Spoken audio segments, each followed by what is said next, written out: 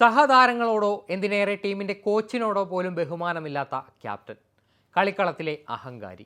വീണ്ടും ഒരു IPL season കൂടി പടിവാതിലിൽ എത്തി നിൽക്കുമ്പോൾ ഏറ്റവും അധികം ആശങ്ക മുംബൈ ഇന്ത്യൻസ് ആരാധകർക്ക് തന്നെയാണ്. ആശങ്കയ്ക്ക് കാരണം അവരുടെ പുതിയ നായകൻ ഹാർദിക് പാണ്ഡ്യയും. രോഹിത്തിനെ മാറ്റി ഹാർദിക്കിനെ നായകനായി കൊണ്ടുവന്നതിൻ്റെ നീറ്റൽ ഇനിയും വിട്ടുമാറാത്ത ആരാധകർക്ക് ഹാർദിക് ചെയ്യുന്ന പലതും അത്ര രസിക്കുന്നില്ല.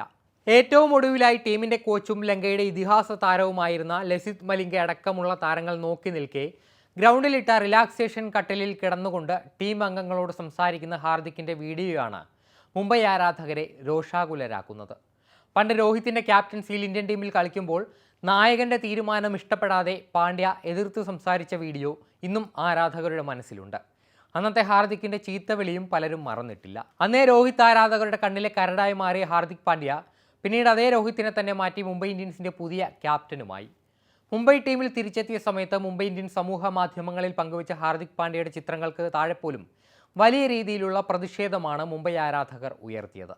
IPL കണക്കുകളിലേക്ക് നോക്കിയാൽ ഒരു സക്സസ്ഫുൾ ക്യാപ്റ്റൻ എന്നതിനപ്പുറം രോഹിത് ശർമ്മ എന്ന ബാറ്റർ വലിയ സംഭവമൊന്നുമല്ല. പ്രത്യേകിച്ച് 2016 ശേഷമുള്ള കാലയളവിൽ IPLൽ 243 മത്സരങ്ങളിൽ നിന്ന് 6211 റൺസാണ് രോഹിത്തിൻ്റെ നേട്ടം. ശരാശരി 29.58, സ്ട്രൈക്ക് റേറ്റ് 130. അന്താരാഷ്ട്ര ക്രിക്കറ്റിൽ ഇന്ത്യക്കായി 140 സ്ട്രൈക്ക് റേറ്റും 31.2 ബാറ്റിംഗ് ശരാശരിയുമാണ് രോഹിത് ശർമ്മയ്ക്കുള്ളത്. 2016 മാത്രമാണ് രോഹിത്തിൻ്റെ IPL ശരാശരി 40 മുകളിൽ കടന്നത്. അന്ന് 132 സ്ട്രൈക്ക് റേറ്റിൽ 489 റൺസാണ് മുംബൈ നായകൻ അടിച്ചുകൂട്ടിയത്. ഏറ്റവും അവസാനമായ IPL സീസണിൽ 500 റൺസ് പിന്നിട്ടത് 2013-ലും. 2016 ശേഷം രോഹിത് ശർമ്മയുടെ ബാറ്റിംഗ് ആവറേജും വലിയ മെച്ചമൊന്നുമല്ല. എന്നാൽ ബാറ്റിങ്ങിൽ പരാജയമാകുമ്പോഴും ടീമിനെ പ്രചോദിപ്പിച്ചും ഒറ്റക്കെട്ടായി നയിച്ചും മുംബൈ ഇന്ത്യൻസിനെ ചാമ്പ്യന്മാരാക്കുന്നതിൽ രോഹിത് ശർമ്മ നിർണായക പങ്ക് വഹിച്ചു. അതും 2020 വരെ. എന്നാൽ കഴിഞ്ഞ 3 സീസണുകളിലും കിരീടം നേടാൻ മുംബൈക്ക് സാധിച്ചില്ല.